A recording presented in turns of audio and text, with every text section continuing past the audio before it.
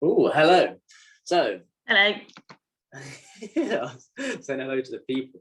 Oh. So, the viewers. So, hello, I am here this morning with Kat, and Kat is someone I work with in the gym. Kat is an absolute legend, and we are going to. This is my second interview, case study, chat thing that I'll be uploading, and we're just going to have a chat about you, Kat, and training and all of your journey. So, Kat, tell me or us and everyone a little bit about you and some of your history within training, the gym, fitness, a bit more about you and where you started. Okay. So I guess I started strength training with you like 3 years ago. Is that right? Yeah.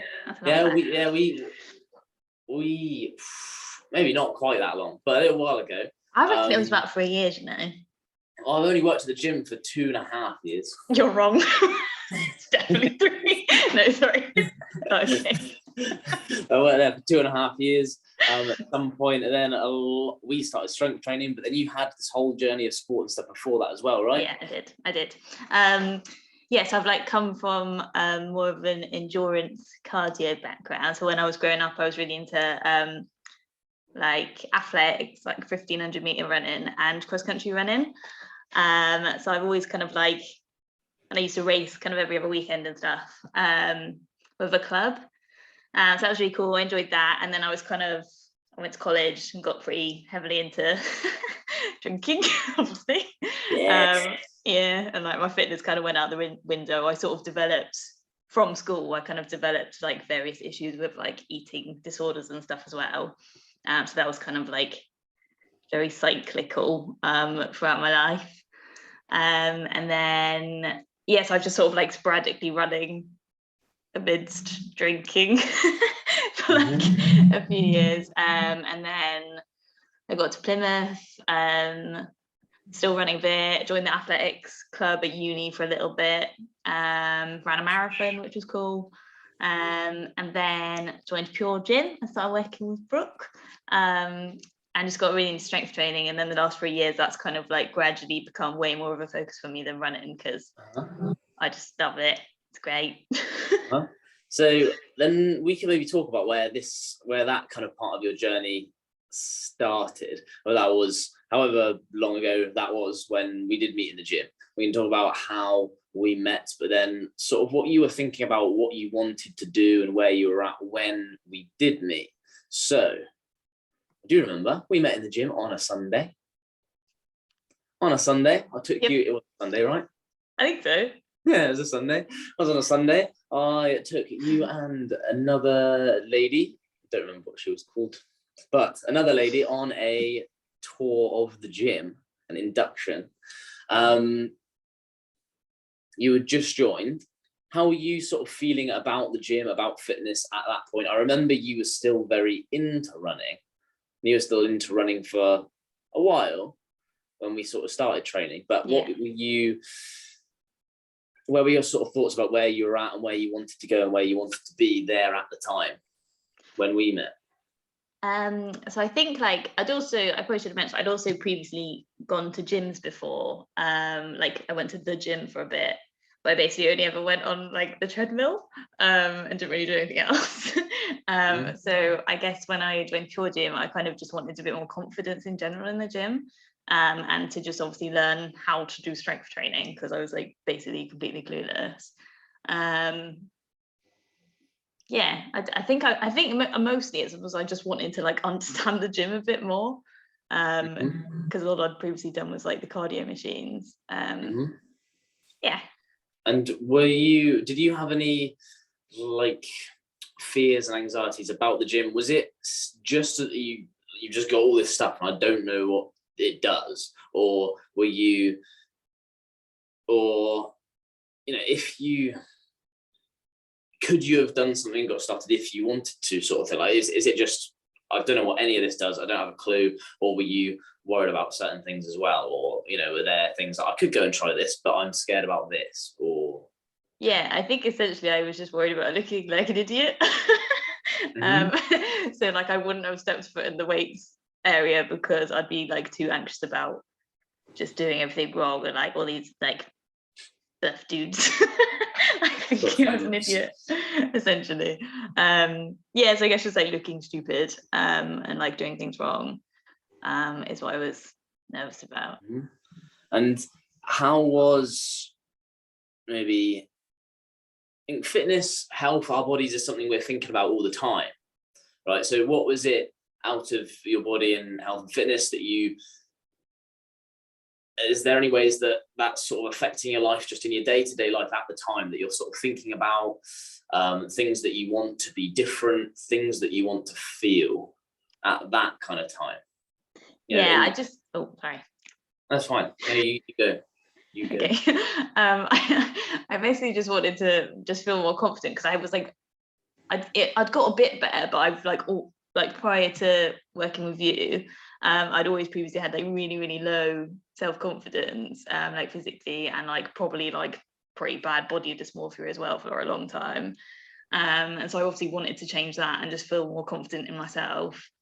And also my relationship with like food was still like, it wasn't as bad, but it was still pretty like messed up, I think, at that point. Like I think I was, not that it's necessarily a bad thing for everyone, but I think I was like intermittent fasting when I started working with you and like just kind of obsessing over like various things I didn't need to be. So I wanted to change that. So then at the time then, you were studying at uni nutrition as well. So studying, if you think you're studying nutrition there, you're getting a lot of an understanding about nutrition. So from all of the things that you're learning, where is sort of like there's still the, if you know what I'm saying, the gap there between what you're learning and how you're able to apply it to your own life still? Do you know? I think so. So I guess like obviously I was learning about everything from like a scientific perspective, which was really helpful because like prior to studying it properly, like I think you get like really carried away with all these like stupid like fad shit that you like see on social media and stuff. So like I'd previously tried things like keto and stuff for a bit and like low carb diets, and like I'd also previously been vegan and that didn't really work for me like individually. Works for some people. But then like learning about it from a scientific point of view, it's kind of actually like really helped me. But I also still felt like I guess like some of it didn't apply to me and that I still needed to always be like cutting out food groups or something, and that like I think I was worried that if I was kind of just ate normally, I'd get like carried away and like put on loads of weight or yeah, so I guess there was a bit of a divide between what I was learning and like just me and like thinking I needed to be like gluten-free and like dairy-free and like I was going to ask there because there were a few different or loads of different things you tried or just done with different eating things over time, like intermittent fasting and so keto and veganism, and what specifically were you trying to get from each of those different things?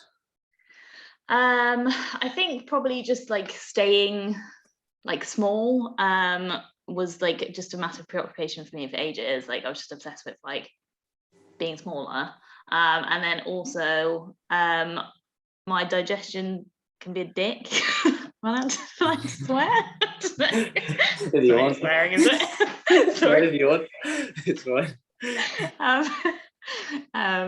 So I was always like playing around with my diet to kind of like try and tweak that in some way or like improve that. So I kind of had this like weird combination of like wanting to lose weight, but also like fix my digestion all the time, and like it was just a big old mess. And I think like essentially I was like doing more damage than good by trying all these different fad things and like switching from thing to thing for so long.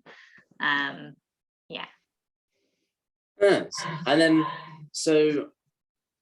okay, so when you talk about wanting to stay small, is that I think you will understand what I mean, is that when I say, is that to do with sort of body fat levels, or is that to do with actual size, right? Because I see there's sort of different things, because there's an element to maybe wanting to have a more defined physique that a lot of people, I think almost everyone kind of looks at themselves and thinks I can have a more defined physique, don't they? But that's not necessarily always relating to actual size. Yeah, true. And sometimes maybe that's where body dysmorphia issues or eating disorder issues maybe sometimes come from, because we know now, or I know that, you can increase in size, and that makes your physique look more toned because you've gained muscle or so on. So was it, at the time in your mind, was it all about size, or was it all about body fat percentages or body fat levels? Yeah, body fat, yeah, I would say. Or did you know at the time? Do you know what I mean? I mean, I think I probably had like a fair amount of awareness of like how it all kind of works. What now? Then as well. Yeah. Okay. Yeah. Is that your answer? Probably. No. That's all right. So then we started training, right? We started training and we started hitting the gym, lifting weights. How was that? Sick. Sick. Yeah, Go on. I was just gonna say I just loved it from the get-go. Like it was just like awesome immediately. So yeah. What did you love about it? I just felt like, I feel like pretty much like from like the first few weeks I felt like more confident in myself. I just love the process. I liked just learning new things. I liked seeing obviously my strength increase. Like that's like something else I'd never previously had a focus on, and like it kind of outweighed any obsession with losing like weight or losing fat. Like it was just like way more enjoyable. Okay. Yeah. And have you other than say just the fact of you just go into a weight, if it's like squats or deadlifts, just the fact that you're picking something up, or have you sort of thought over time and tried to sort of analyze the specific things about these activities in the gym that at the time then, or even still now, were so exciting for you? I don't know really. I think just being good if it's to do with learning something new or the anticipation of something better that it gives you. But I suppose lots of things can give you the anticipation of something feeling better or being better, but maybe not all of those things feel what maybe made lifting the weights more exciting than going for a run, for example? I think like this sort of more so being able to like see progression, because I think it's a little bit easier to see your progression than it is with like maybe not short distance running so much, but with like just going for a run, like you're not like, well, I never really like timed myself or anything. I just did it for the fun of it. Whereas like it's a lot more kind of like structured with lifting, and I think like week on week you can pretty much like progress a little bit in something, and like I kind of love that. And also because I was like physically seeing myself change as well, which is kind of cool. So which I never really had with running. I was always like the same when I ran. Right. What were some of the physical changes you did then start to see? Just a bit more muscle definition.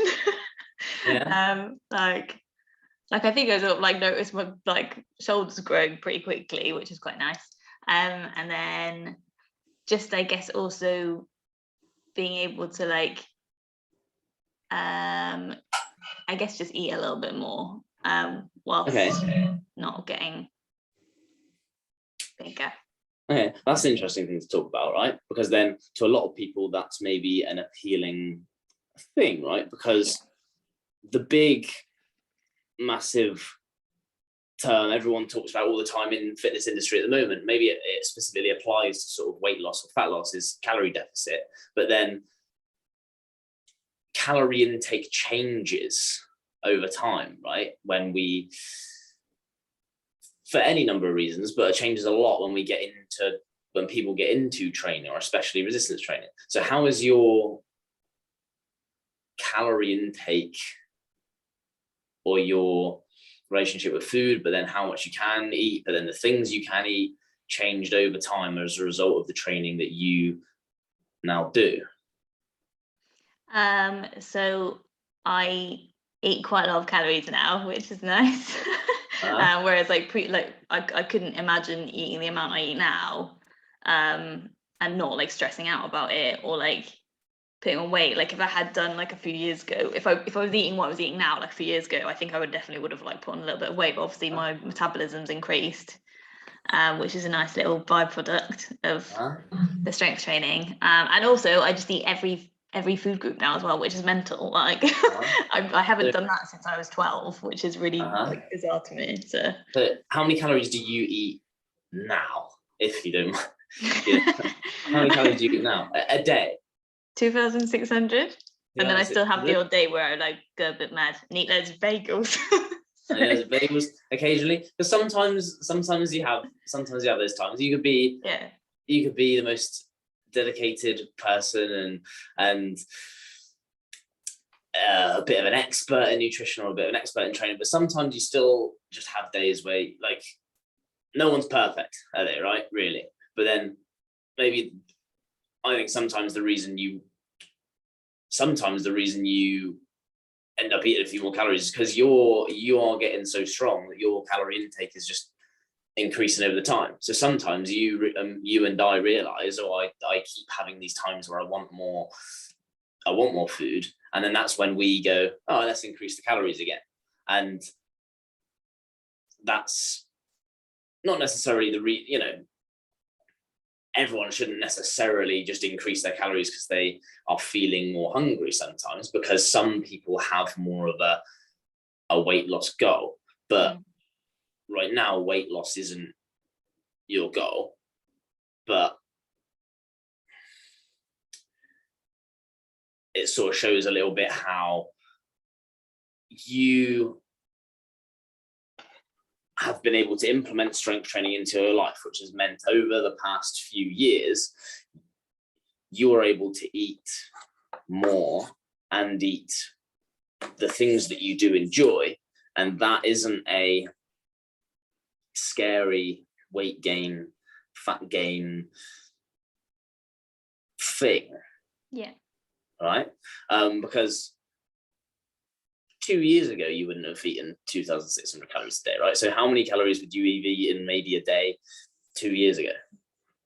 I was pretty much like, or aiming for like consistently around sort of like 1,750 to 1,850. Like 1,850 was probably about my max. Yeah, so it's like pretty significant increase. And then to sort of clarify, I suppose, you have maybe in the past year and a bit, 2 years of your life, been able to increase your calories every day by almost 1,000, right? Which is almost then 7,000 a week. There's a lot of calories, but you haven't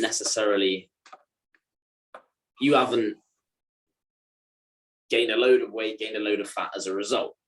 Yeah. Have you? Like, you've gained muscle, you've started to get more toned, and you've got this sort of more defined and strong physique. And now we are gaining muscle because it's something that you want to focus on. So we are sort of specifically gaining muscle at the moment, but it's for anyone, that's a slow process. It takes time. But then, just to clarify, you've been able to increase your calories by 7,000 a week, nearly. And that isn't a thing that's caused you to just grow hugely. Yeah. Because it's all as a result of the training that you do that's able to increase your metabolic rate. So essentially now you have a body that is stronger and burns more calories, right? Yeah, for sure. It's fantastic. And then also as a result, you eat all of the food groups. So let's talk about that a little bit, because you were saying before you used to sort of maybe cut out certain food groups. And I suppose maybe at one or another time, you've almost, like each different little food group, you've sort of cut out for a little bit at different times here and there. Yeah. Maybe as like a result of sort of like trying different things. What are some of your reasons before in the past where you did cut out little, cut out food groups or cut out certain foods? What are some of the things that you decided not to eat, and why? So I think it probably started a little bit because I went vegetarian when I was 12. So I was like I didn't eat any like meat from the age of like 12 to like 26, I think. And then I was like vegan for like 2 to 3 of those years, like a little bit for ethical reasons, but also just because I kind of read loads of sort of like kind of slightly propaganda-ish stuff. It's not a word. I don't know. Well, I was just thinking, what's the word? Propagandic? I don't know. Stuff that kind of like led me to believe it was like the healthiest way to eat. And I was also reading stuff that was telling me it would like cure my kind of like digestive issues and stuff. So I did that for like quite a long time, and it kind of exacerbated my issues. That's probably like the worst my digestion's ever been. So it just like didn't work for me personally. It's like nothing, obviously it's like a great way to eat some people, but like for me it was like wasn't good. And then I tried like messed around with like paleo for a bit. I messed around with keto. That literally lasted like a week and a half. And then I tried to go for a run and I like physically couldn't run, which was mad. And then like intermittent fasting. I was gluten-free for a really long time. I was like dairy-free for a super long time. It's only been like quite recently that I reintroduced dairy. And then a little bit before that I reintroduced gluten, and like I feel like my digestion's like better than it ever has been. I think it's like partly it's just like not stressing out about it so much. I forgot what the question was now. Oh, I mean, you kind of answered it really. Okay. I suppose I was just asking about the different things diet-wise, the things that you've like removed over time, or things that you put in, or the things that you've emphasized, the different things that you've tried for different reasons, whether it's to do with physique, whether it's to do with digestion, or if it's to do with health, or even then, digestion and health and physique and so on, the different things you tried. And then the follow-up is, I suppose, how would you best describe, if you've tried all these techniques, removing gluten or removing carbs or removing meats or removing a lot of protein sources or removing dairy, how would you best describe how you manage your nutrition and diet, what you emphasize, what you cut out, but I know that's not, but what how would you best describe nutrition and the way you eat right now? I think it's just like super balanced. Like I kind of like make sure all of my meals are really balanced. So it's like carb, protein, a little bit of healthy fat, like fruit and veg, like in pretty much every meal. I eat 4 times a day. And I eat stuff that I enjoy. Like I enjoy healthy food anyway. Like I've always like I kind of grew up like with a really health conscious family. So I've always loved healthy food. So it's like not an issue for me. And I know for some people that's more difficult. But I don't like I love bread. And I was I think like cutting it out for so long, like occasionally when I was like exposed to bread, I'd go a bit like weird, just eat all of the bread. But now I eat bread every day, like sometimes twice, and like I love it, and then that makes me feel good. It's fine. Do you think that's the thing as a result? I think when people remove things that they enjoy, it just makes them want it more. 100%. I always believe that, and I always sort of talk to everyone about that. And I suppose with anyone that I do with anyone that I work with, anyone that I talk to, anyone that I try to help with nutritional training, I always want to emphasize that there are no foods that are bad. I don't think necessarily, I'm sure, I know there are, I suppose, various health conditions where someone with that specific condition can benefit from a reduction in a certain food group. But for general people that just want to be healthy or improve their performance in the gym, or that want to improve their levels of body fat or change their weight, there is so much out there on this is the thing you should remove, that, you know, so many articles or so many techniques or diets with different names or ideas. But I always think for almost everyone, if we have a thing that we take away, like with bread, I know I love bread as well. Now I took it away, and I can't imagine living without sandwiches. But like, does donut count as bread? It's a dough, isn't it? A bread, So like sweet bread. Yeah. That's me. Anyway, I said sweet bread, but sweet bread is like a meat product. Sweet anyway. Bread. But when we take away something that we like, it just makes us want it more, and ultimately we'll end up, whether it's in a few days time or a few weeks time, we'll end up eating a load more of it. I think, you know, almost always. So what you then said there is you tried all these things where you have tried to remove a certain thing, but ultimately, would you say right now the way that you manage your diet and nutrition is probably the happiest and best and most comfortable, most beneficial that you've been? Yeah, 100%. And ultimately that's just because you are keeping things balanced and you eat a bit of everything. Yeah. And you have your proteins, and you have your fruit and your veg, and then your carbs and your fats, and then your bagels and all the things that you like. And then what result also does that have on your gym performance and the things that you see in your body? Well, I think like I'm obviously eating more, and I'm eating, like, I'm less weird about carbs now. I just, like, carbs are good, so, and they make me feel good, and they make my gym performance better. Like, I notice, like, on days when I do kind of like eat too many bagels, or like too much cereal, my gym performance is really sick the next day generally. So, you know, it's helpful. And I haven't noticed like any, like, I'm leaner than I was when I was like trying to cut out all those food groups, which is something I kind of never thought would happen. Like, I was convinced that was like I was convinced, like, I would never recommend it to anyone else, but I was convinced for me personally, I had to have something like out of my diet. Like, there had to be something I wasn't allowed to like be. I don't know, silly.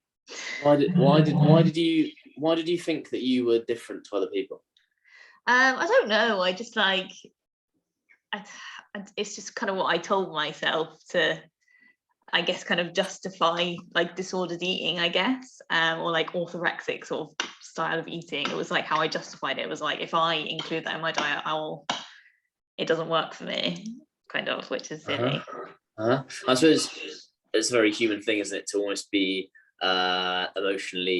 we're more emotionally invested in our own bodies and results than we even think about other people. So we sort of can get caught up in thinking, oh, I'm different to everyone else, and I need to do this, and we do things that we'd never recommend anyone else does. But then it's important that we do have all of those things in our diet, So I was thinking about this a minute ago, I sometimes find myself like trying to work out if my favorite macro is carbs or if it's protein, like, because protein's awesome, right? Because it helps us to sort of stay lean, and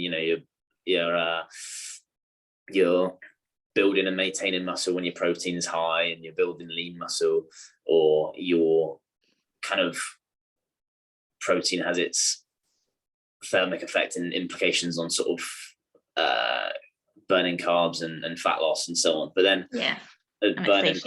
burning calories and fat loss and so on.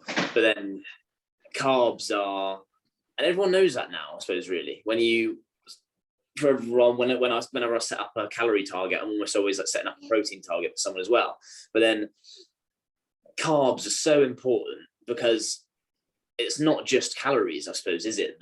Or it's not just our calorie intake that's affecting how many calories we burn or what we do or how our body looks, because also it's what intensity we can put into our workouts. And carbs are so important for that. Sorry, a seagull just came and sat next to me on my window. Oh, is that your mate? I just turn around. So carbs are so important for the workout itself. You think? Yeah. And sure. So on intensity, and if we can talk about I think that was another bird, honestly.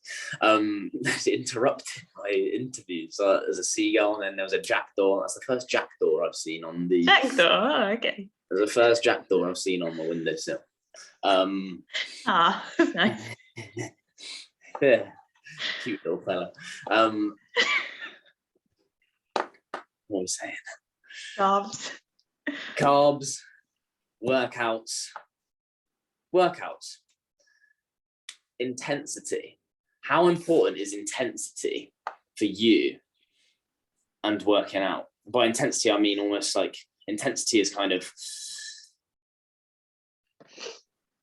how heavy a weight is, right? Because I suppose jogging, which we used to sort of do, or jogging or circuits, or a very kind of volume-based ways of exercising, or very kind of almost passive. Yeah. Right. But then now we work out, or you train in a very intense way. So should we talk a little bit about how your kind of workouts specifically look at the moment, and the kind of things you do in your training sessions? Yeah. And what do you want to sort of build on that? Is there anything you want? Like, do you want to? I mean, I know what you're doing. It'd be weird if you didn't. Yeah, I mean, I like high intensity workouts. Like I like to lift heavy because it makes me feel cool. Yeah, I guess. What are your favorite exercises that you do? At the moment, probably sumo deadlift. Just because I'm nearly double my body weight, which is quite cool. And then I also quite like training upper body at the moment, to be honest. Like I really like my upper body day. That's fun. That's fun. Elaborate. Elaborate. I wonder if I can hear. Is your cat in the background as well? Can I hear, like, no, I don't have my cat at the moment. He's at his holiday home. It's holiday. Yeah. Having a lovely time. Okay. So sumo deadlifts, and you're lifting twice your body weight at the moment, near enough, right? Yeah. So your body weight is how much? If you don't mind, you could. So I haven't weighed myself in a while, but I'm assuming I'm about 57 kilograms from where I was, like, judging my physique from where I was, like, when I was sort of like 55. I think I'm probably about 57. Yeah, and I'm sumo deadlifting 110. But hopefully I'm training tonight, but I'm hoping I can get double tonight. That's my plan. So you'd get, which would be what? That would be 115. 115. Yeah. 115. Got it in the locker. Yeah. Gonna do it. And that was interesting to talk about then what your body weight is there as well, because 50, if someone can 57 kilograms, what is that in, say, stones? Because I know everyone works in stone except for me, but that's I used to, and now I've forgotten because I've started working in kilograms and I've lost the stone and pound thing. So when you do science and you do your like degree on nutrition, or you do your degree on like sport, everyone uses kilograms in science, don't they? Yeah, true. In the real world, everyone does stone. And then I just googled 57 stone for some reason. Jeez. which is the wrong thing. I mean, 50 kilograms in stone. So it's 8.9. Okay, yeah, that sounds about right. So then that gives people a bit of an Might idea. be That if you're like, more actually. I don't know. Anyway. That gives people a bit of an idea if you say like 9 stone, 57 kilograms, and you're able to eat 2,600, do you say? 2,700? 2,700 calories. Yeah. 2,600 calories a day. That implies a little bit of what your kind of training has given you in terms of what you're able to eat. And like, you know, you're 9 stone, but eating that many calories. And it's not just, you know, it doesn't just make people, calories don't just make people pile on fat. Calories aren't a bad thing. Calories are just energy, but the kind of training you do decides where those calories go and what they are doing for your body, essentially, right? Which I think can be especially hard for people if people have thought about calories as this, or calorie deficit as this essential thing for fat loss or for being lean. Cutting calories is an essential thing for such a long time. The idea that then actually when you do a certain type of training, or you do more training, or you do intense training, you can increase those calories and it still helps you to look leaner. That can be a hard thing, right? Yeah. So what would you right now say to someone who thinks that calories are kind of, whilst accepting that for someone who is, say, overweight and needs weight loss, if that's their goal, calorie deficit is quite important. But for someone who then just has got into this mindset that calories are bad and calories need to be cut and reduced at all costs, and that's the goal, what advice would you give to someone like that, or what could you say to someone like that who thinks that? I mean, I think you could like advise someone to like gradually increase them and just see what effect it has. I think a lot of people like if you think of increasing your calories, or like you think of like bulking and like eating shit tons, and like I don't know, I think everyone should like maybe try, not everyone, but like what a thing. But I think we've got a person who's sort of a healthy weight. Yeah, they're a healthy weight and they sort of think, I just want to be leaner, and maybe they're like struggling with their workouts, maybe they haven't got enough energy for workouts, but they're thinking, but I still want to be leaner, I must get less calories because calories are bad. Calories are what make me gain fat. Yeah. But then there's this little, what do you say to that person? There's the possibility that they could increase them, or they've got, but they're in their mind, they're like, I just can't do that. I can't do that. So I think what you were saying there is that, like, if you do a few weeks higher calorie intake just to see what it's like, it's not the end of the world. Well, yeah, and also your training would improve and you'd be building muscle, which would be increasing your metabolism. So like, just try it. Just try it, because calories are like, I see them just so much as this flexible thing. You can play around with them because you can set a calorie target.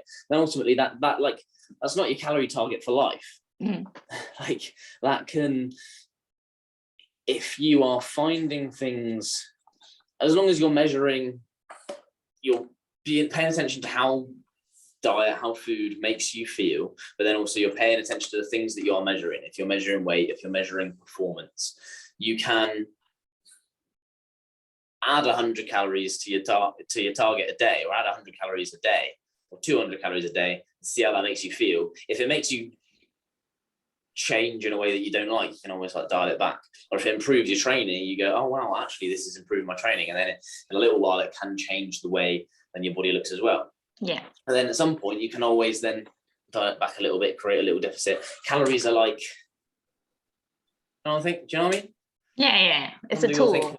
It's a tool. It's a tool, and calories can be this, almost like move like a little bit of a sort of like wave. They can go up and down.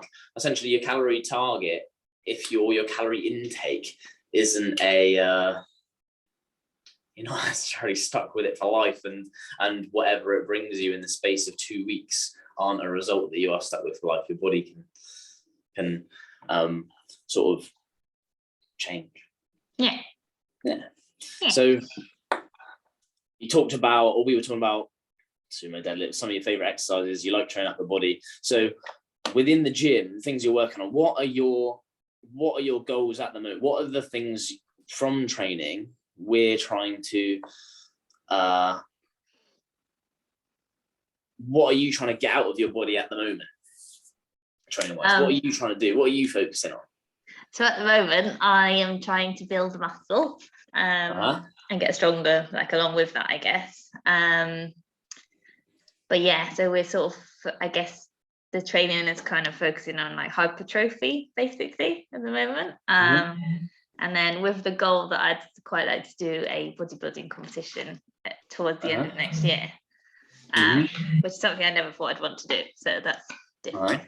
So then, so we're focusing on building muscle, getting stronger, and I found for a long time, and this was something that when I did first start PTing was something that was in my mind all the time, because I wanted to help people with it and help people see it in a different way. And actually, I think maybe it's getting better now, but I used to pay a lot of attention to women being worried about building muscle. Right. So what are your thoughts on that? Women being worried about getting too big, or worried about the idea of building muscle and what that means? Do you have some thoughts around that kind of idea that you want to just like talk about? And it can be just, that's a very open question. It doesn't have a direct answer, but I just want to hear your sort of opinions. Well, I feel like people shouldn't worry about it because I think you have to be quite like genetically gifted to put on shit tons of muscle anyway, or you have to be on steroids. And I think also like the benefits of having more muscle, there's like so many long-term health benefits, and also I do think it, like from a superficial point of view, it generally does make people look a little bit better, and you can be a bit heavier and still look like really lean and like really good. I'd say there's just so many benefits to having muscle. Yeah. Then building, do you think people sometimes, or people can see building muscle as, as soon as you say building muscle, they think getting massive, but like you said there, building muscle isn't just getting massive, right? Because if anyone has a goal, to be more toned, then part of that goal is having more visible muscle. Yeah. We can always quickly see that as need to lose body fat. But actually having the muscle underneath the body fat is what gives the idea of being toned. And that's what sort of building muscle means. And building muscle is a very slow and long process, which is fine. Some people might worry about getting too big, and you've clarified there that it's very hard to get to. Like you are, I suppose specifically at the moment, you are trying to get hench. Like you in your mind want to, like all of your nutrition and all of your training, you're sort of kind of gearing towards like getting bigger, right? Now, how long is that taking you? How difficult is that sometimes? Or how? Yeah, I mean, it's a slow progress. Like, obviously, I'm still pretty like small human. I'm trying quite hard to be a bigger human. Yeah, so it's you like you can see the difference, which is cool, but it's like it is slow for sure. So people, do you think people should worry. So unless someone was like a genetic freak, and if they were, they'd probably be hench already. So Yeah. like, do you think someone can get too big or get too muscly, too hench by accident? No, definitely not. No. So it just takes it takes hard work. It takes eating really well, and it can take a lot of training over time. So it's for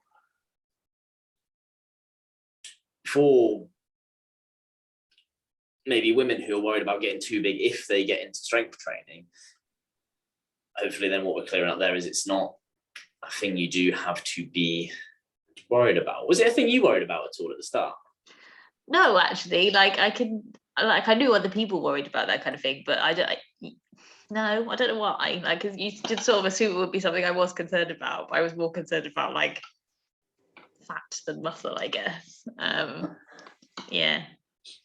That's But good. I don't know if that's like from coming from like quite a like athletics focused background where like there is, you know, like the more like athletic you look, the better, and like I don't know, the more muscle definition, like kind of sometimes it means you're I don't know, or being in that world a little bit. I don't know. But well, no, because I remember ages ago, like probably even before we ever had pandemic and stuff, being in the gym and like doing like a shoulder press or something, and you kind of be like, yeah, big shoulder. Yeah, and you kind of being excited about the idea of gaining muscle, which is awesome, right? Because muscle is good, and your confidence in the gym is built over time. So we've just been talking about where you're at now, your goals you got now. Once upon a time, you were nervous about going into the free weights area, not knowing maybe what to do. How do you feel now going into the free weights area of the gym? I feel like really confident now. It's weird. Yeah, I love it. Like I have no kind of like concern. The only thing I like don't want to do in front of people is fucking chin-ups because I'm rubbish. Other than that, like there's not something. If you like put an exercise in my program, like if I didn't know what it was, firstly I'd like ask you, and then I'd maybe like YouTube the video, and then I'd be like, cool, like good to go, and I could go and do it, and it'll be fine. And like, yeah, it's no issue at all now, which is really bizarre. Because I remember like a few weeks ago, I was doing a PT session with Hannah, and you were in the free weights area. It was like maybe like 7 o'clock in the evening or something like that. And there was this kind of, I think what a lot of people worry about in the free weights area is like what other people are doing and what other people around them, what they're looking at, and the way other people are being. And I remember there was kind of this sort of obnoxious looking bloke sort of knocking about in the free weights area. The shiny man. a very shiny sweaty man. But by the way, not always. The free weights area isn't always full of obnoxious people, but on this occasion there was quite an obnoxious bloke sort of going around. Was kind of like then quite close to you, and then you sort of like walked past, and we said hi to you, but like you hadn't even really like noticed that this like obnoxious person was around. So it was like you were then sort of so, I suppose, confident in there after the practice you'd had and after the things that you'd done that you were just oblivious to it. You were just like you were doing your thing, which was like quite cool to see, because I saw this obnoxious man knocking about, and I was sort of like looking at you across the free weights area whilst I was sort of training with Hannah, thinking, oh, I hope he's not like putting Kat off or anything like that, or like I hope she's sort of not intimidated by that obnoxious guy over there. And then you sort of came over and you were just kind of like, no, yeah, I didn't even notice, mate. And then it was really nice. Yeah, right? To know pride. That you're moment of pride for you.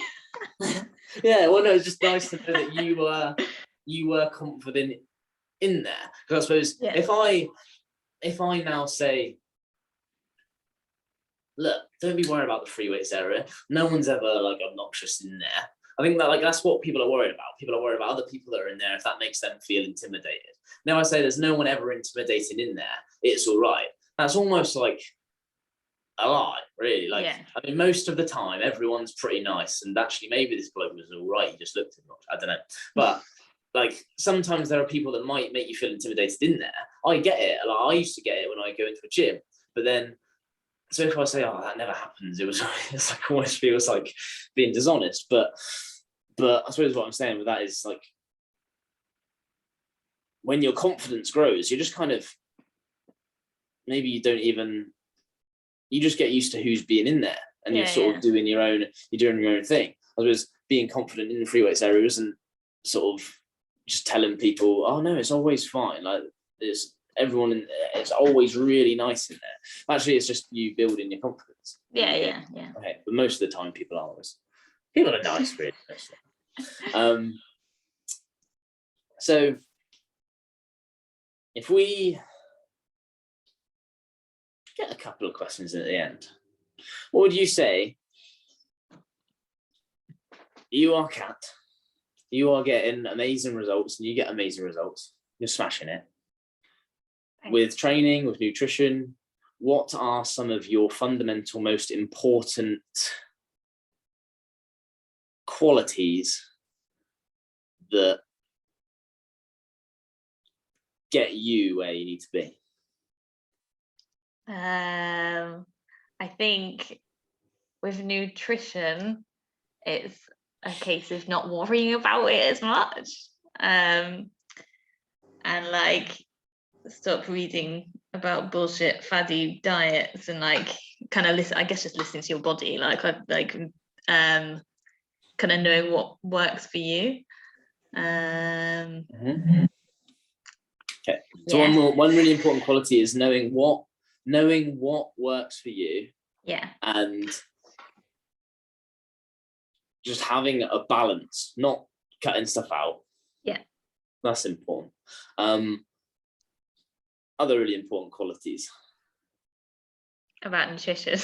About anything, whatever, training, nutrition, what's getting you there. About you as a person. I think, for example, when it comes to your training, you are consistent AF, as in like you always turn up. Yeah. So one of your important qualities with training is, I mean, you still have times where you go, oh, you know what, I want to like, you just go, oh, you know, I just want to chase a different goal, or I need to do something different with my nutrition, or you kind of have times where you're not sure about what you're doing for like a week. Yeah, I have moments of panic. That's kind of normal, but generally, like what you turn up, you are, I think, like you're just consistent AF. Yeah. I think like making it a habit, like I was saying to you the other day, like it's not even like I don't even question going to train now. It's just like it was like shitting it down the other day, and I felt horrible. Like I just didn't feel well, and I was just like right off to training, and it was like just a part of my day. And then like I felt so much better after I'd done it, and it's like thinking about that feeling afterwards for me is like a really big thing, and like that kind of outweighs everything else. And like I think that's like with my nutrition as well, like it's like I know for the most part I don't want to eat like a bell end because then I won't feel good. Sorry, stop swearing. Because then I won't feel good enough to like go to my training session, and that's like what makes me feel overall the best out of everything. So that's what I want to prioritize, and it kind of it's just a habit now, and it's a habit that makes you feel really good. Which is like I've never been like that before with it. It's like that's like the last like few months I've kind of got to that point with it, and it's like good. So you feel amazing after training. Yeah. Some people training feels like a chore. It feels really hard. It feels like a thing they just don't want to go and do.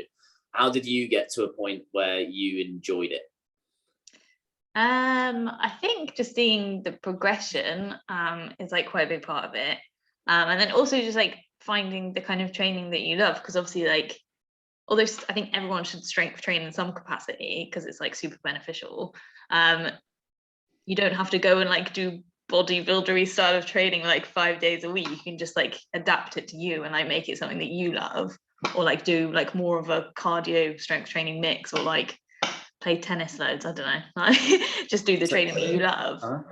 So ultimately, someone has to find, we think there's a kind of exercise or a kind of training that works for everyone, and it's something that shows them a way that they can progress, shows them a way where they get better. And if as long as someone is able to find whatever that is and build a passion around it, in time, that might take time, but then a person can find training and staying fit and healthy, or getting fitter and healthier, so easy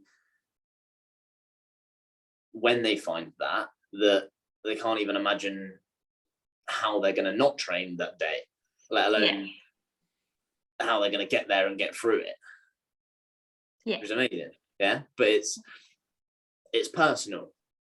It's personal to you. Like you said, you are into training that's maybe intense lifting at the moment, and you like training multiple days a week, and the idea of building muscle, but that's maybe not the same for everyone. But someone just has to find what they do like. Nice. And okay, so the next question, what for the past couple of years, or the past part of your journey, what are some of your biggest successes and wins? I think like just getting to that point with it, like I was just saying, like feeling that way about it is like a big win, and like being able to be that consistent with it, and it's like not an issue for me anymore. And then I guess just like some of the specific strength gains I've made, like being able to kind of like squat 85 kilograms is quite cool, I think. And like almost deadlifting double my body weight, which I will do this evening, obviously. You will? Yeah. I just think like just kind of like my love of it is really cool. Like I think that's my biggest win. I just love it. Like it's just great. So the biggest win is that you just enjoy it and you like it, Yeah. and it's so easy to do because it's easy to get it done because you're so passionate about it. Yeah, for sure. Was that number one? Was that two? One? Was that one? What? One win. Was that one win? Oh, wins. I think it was kind of two. It was like specific strength goals, and then anyone else? My love of it. Number three. Three is good. I guess also like how it's impacted my nutrition is a big one for me, because I'm not a weirdo about food anymore. Well, that's actually a massive one, because I've come from like a place of having eating disorders, and then to now be at a place where I have like no issue at all. Like if I have a day where I overeat, like I don't care anymore, which is really weird. Like like I don't beat myself up over it. Like that's like huge for me. And I think like a lot of people would benefit from that. And is that freedom with eating down to the fact that you train? Maybe because you go, oh well, I've eaten a load more calories, but you know what, I train, so actually some of it will just become muscle, isn't it? Yeah, basically, yeah, pretty much. Like I sort of like know, like sometimes it might actually benefit me a little bit. So I'm not there recommending everyone overeat all the time, obviously. No. But when you train a certain way, exercise gives you freedom and I don't know, like security, confidence with it. Yeah.